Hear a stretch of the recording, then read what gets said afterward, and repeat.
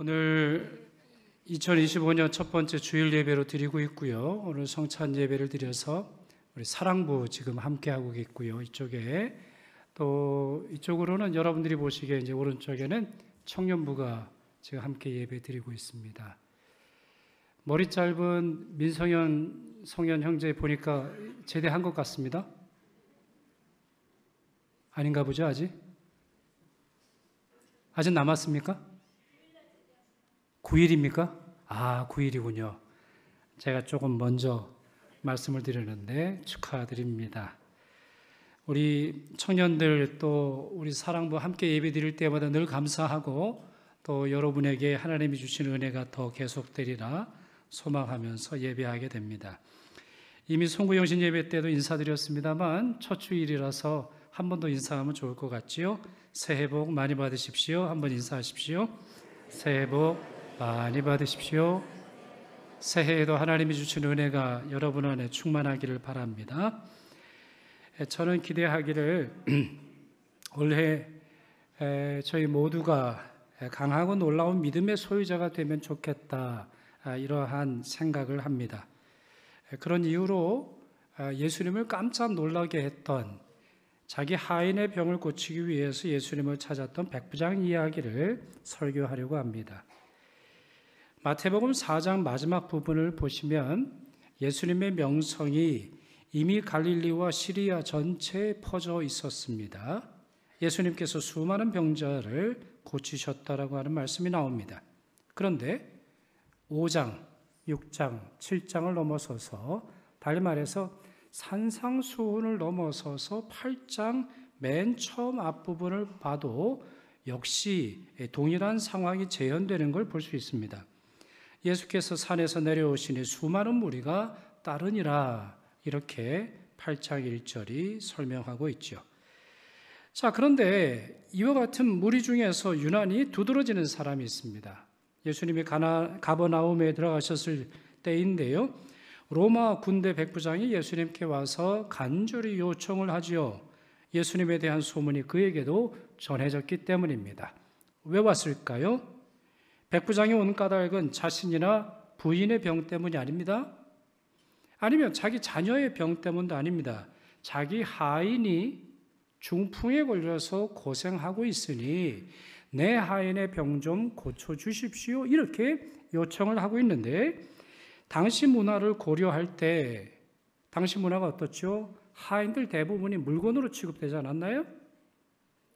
고대 세계에 있어서는 여성조차도 인구수에 포함하지 않았고 아이도 그 인구수에 포함하지 않을 정도로 가부장적인 남성 우월적인 주인과 신하의 관계가 엄격히 구분되는 신분 사회였는데요. 그런 점에서 백부장의 행동은 매우 이례적인 겁니다. 여러분은 여러분의 믿음, 여러분의 기도를 무엇을 위해서 헌신하시고 또한 주님의 은혜를 구하고 계십니까? 그런 점에서 이분의 믿음을 논하기 전에 이분의 인품, 이분의 성품, 이분의 인격의 고고함을 존경하지 않을 수 없는 것이죠. 그의 믿음은 자기 욕망이 아닌 타인을 향한 자비로운 마음에서 발현되었다, 이렇게 설명할 수 있겠습니다. 게다가 이분은 굉장히 겸손했지요. 같은 이야기를 기록한 누가복음 7장을 읽어보면 많은 유대인들이 찾아와서 백부장의 믿음을 칭찬하면서 그가 예수님의 도움을 받기에 합당한 사람이다. 그 사람 좋은 사람이에요. 그 사람 추천할 만한 사람이에요. 예수님이 가셔서 얼마든지 도와주실 만한 그런 사람이에요. 헌금도 많이 하고 우리 유대인들을 사랑하고 자비를 베푸는 그런 좋은 사람입니다. 이렇게 축혀 세운 것을 알 수 있습니다.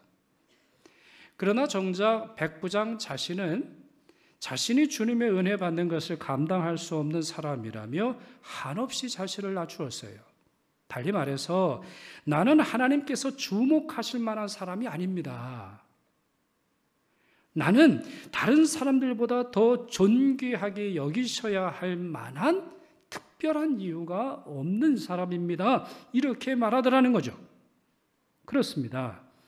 믿음은 이렇게 겸손함과 겸비할 때에 강해집니다. 간혹 그 믿음이 지나쳐서 누구를 믿는지 모를 만한 분들이 참 많이 있습니다.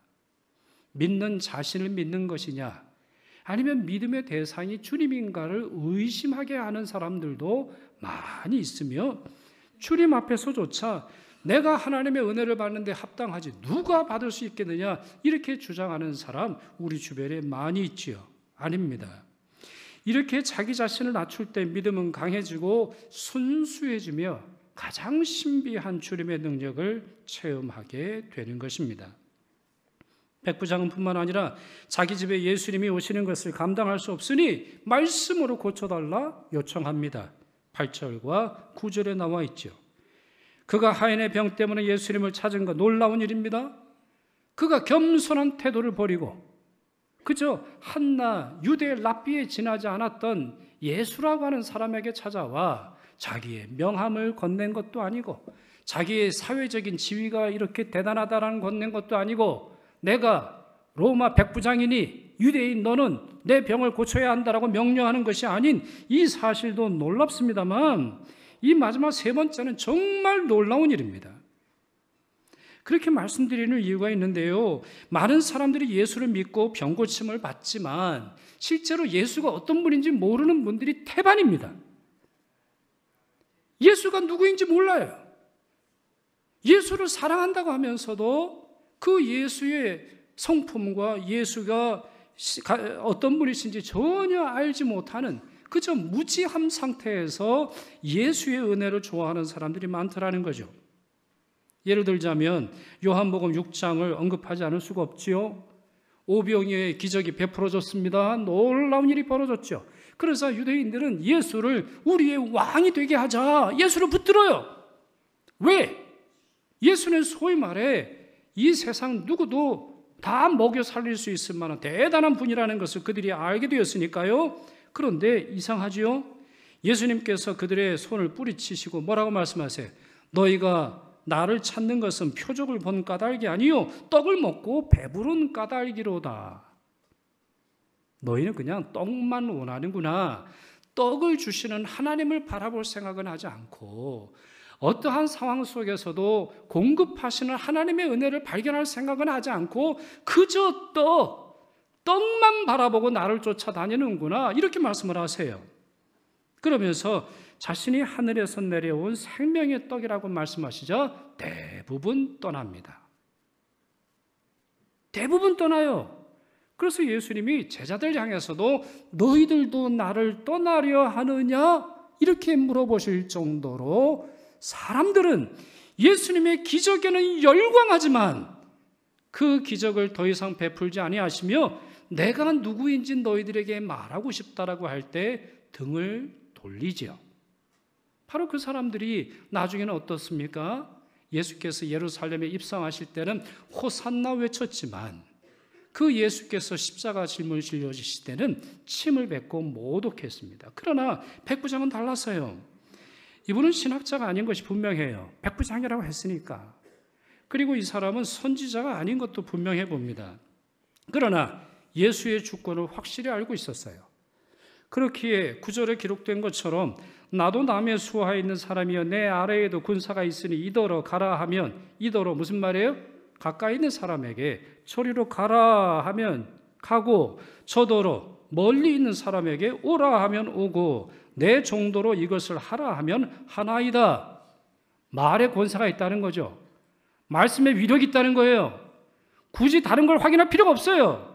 그분이 말씀하셨다면 그대로 되는 거예요.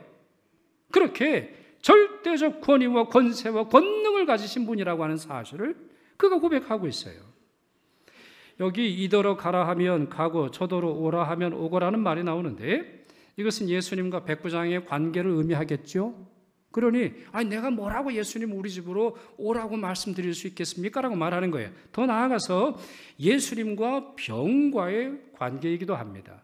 예수님과 병의 관계이기도 해요. 그러니까 사람을 포함하여 자연 만물의 출입과 이동을 명령하는 주권이 누구에게 있다라는 거죠? 오직 예수님께 있다는 거예요. 우리가 올해는 이 도시에 살고 내년에는 저 도시에 사는 거 주께서 주관하시는 일이에요. 우리가 이 일을 하고 그 다음에는 저 일을 하는 거 주께서 주관하시는 일이라는 거죠. 그런 점에서 여러분, 이 백부장의 신앙과 요한복음 1장을 비교해서 읽어보면 정말 이분의 신앙은 대단하다는 걸 느낄 수 있어요.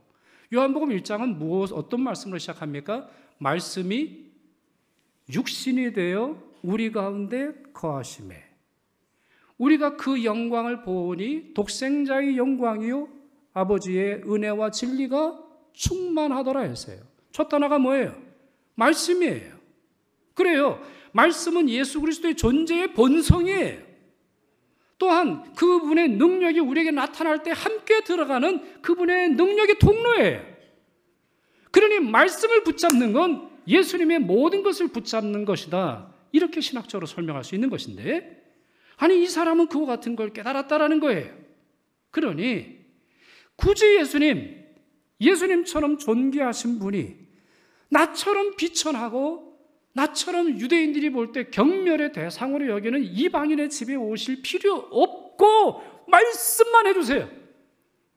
난 예수님이 그냥 말씀만 해주시는 것만도 감격하겠습니다. 이렇게 말하더라는 거죠.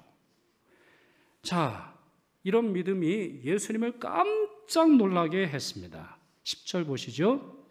예수께서 들으시고 놀랍게 여겨 따르는 자들에게 이르시되 이스라엘 중 아무에게서도 이만한 믿음을 보지 못하였노라 말씀하십니다. 이스라엘은 주께서 택하신 나라이죠. 누가 부인하겠어요? 이스라엘보다 주님의 능력과 친밀하심을 더 많이 경험한 나라가 어디 있어요? 믿음의 조상으로 불리는 아브라함, 이스라엘이죠. 다윗은 어떻습니까? 히스기야 왕 어떻습니까? 이스라엘 사람이에요. 엘리야, 이사야, 다니엘, 가장 유명한 예언자들, 가장 유명한 평신도 사역자들 다 이스라엘 사람들이에요. 믿음에 있어서 이스라엘은 독보적인 나라입니다. 이 사실을 신명기 4장 34절 말씀이 이렇게 말하지요. 어떤 신이 와서 시험과 이적과 기사와 전쟁과 강한 손과 편팔과 크게 두려운 일로 한 민족을 다른 민족에게서 인도하여 낸 일이 있느냐? 이는 다 너희의 하나님 여호와께서 애굽에서 너희를 위하여 너희의 목전에서 행하신 일이라. 자, 그러나 이거 다 옛날 이야기 아닙니까? 예수님 시대에 이런 일이 있었습니까? 예수님 시대에 이러한 참 믿음을 보인 자가 있었냔 말이죠. 다 옛날 이야기예요.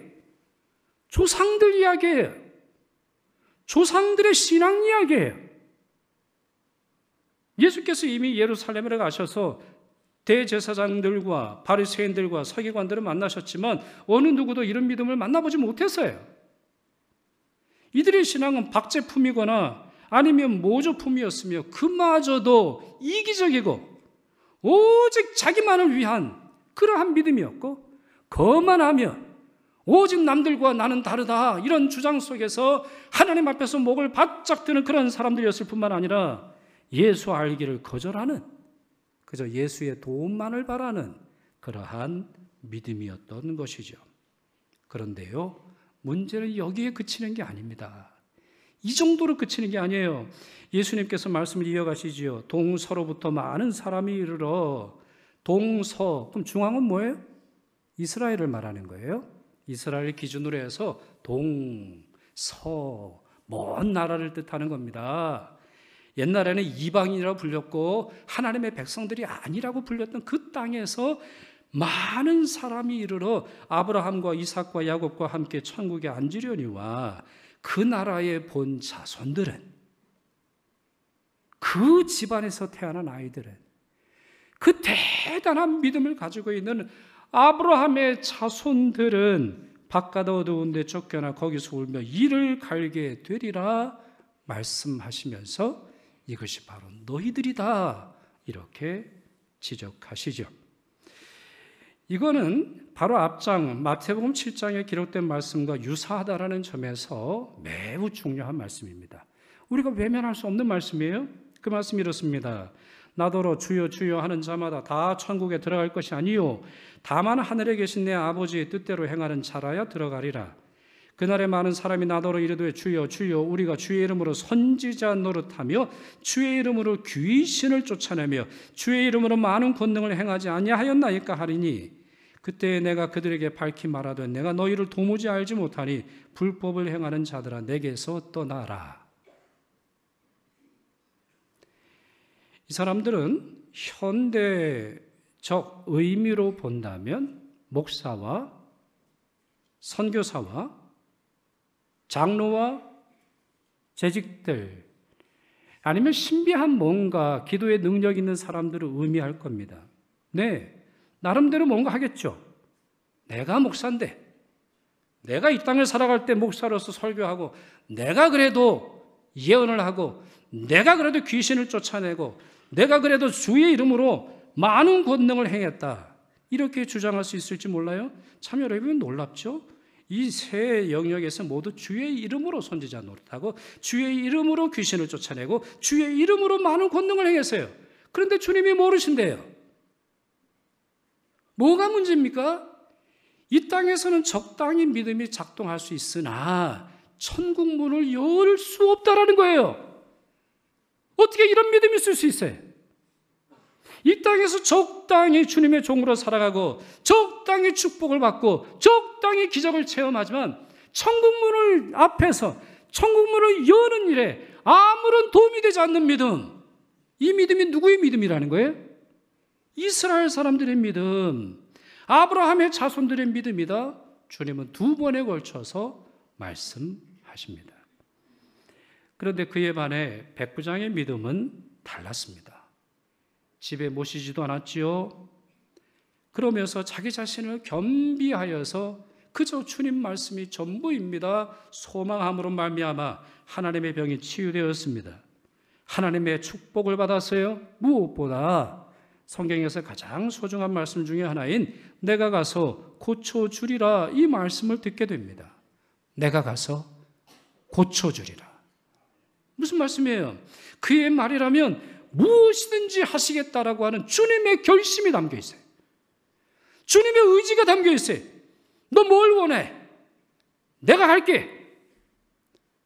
이미 분명히 예수님은 그렇게 누군가의 명령이나 누군가의 말을 통해서 순종하는 분이 아니라 명령하실 수 있는 분임에도 불구하고 주님은 자기 자신을 오히려 낮추셔서 내가 가겠다. 내가 고쳐주겠다. 너와 같은 믿음을 가지고 있는 자라면 내가 돕겠다. 주님이 말씀하셨다라는 거예요. 백부장 믿음의 진실함과 순수함을 보셨기 때문입니다. 2025년 첫 주일 백부장 말씀을 드렸습니다. 여러분 모두도 이러한 믿음의 소유자가 되시기를 바랍니다. 작년의 믿음으로 만족하지 마십시오. 여러분 믿음은 절대로 곶감 빼먹는 것이 아닙니다. 여러분 곶감은 많이 거둔 다음에 말려두면 언젠가는 먹을 수 있겠습니다만 믿음은 그렇지 않아요. 실족하는 사람들의 모습을 보십시오. 베드로의 모습을 보십시오. 다윗의 모습을 보십시오. 그 믿음이 좋은 믿음의 선진들이 한순간에 무너지는 모습을 보십시오. 믿음은 늘 현재형이 되어야 합니다. 그렇기에 여러분의 직분 자랑하지 마시고 여러분들이 과거에 무엇 했는지 자랑하지 마시고 오늘 속에서 주의 말씀을 기다리시며 이와 같이 겸손하게 이기적인 마음이 아니라 남을 사랑하는 마음으로 기도하시고 여러분의 믿음으로 주님 앞에 나아가시기를 축원합니다. 그럴 때 주님이 놀랍게 여기시며 내가 가서 고치리라, 내가 가서 도와주리라 이 말씀을 여러분이 듣게 되실 것입니다.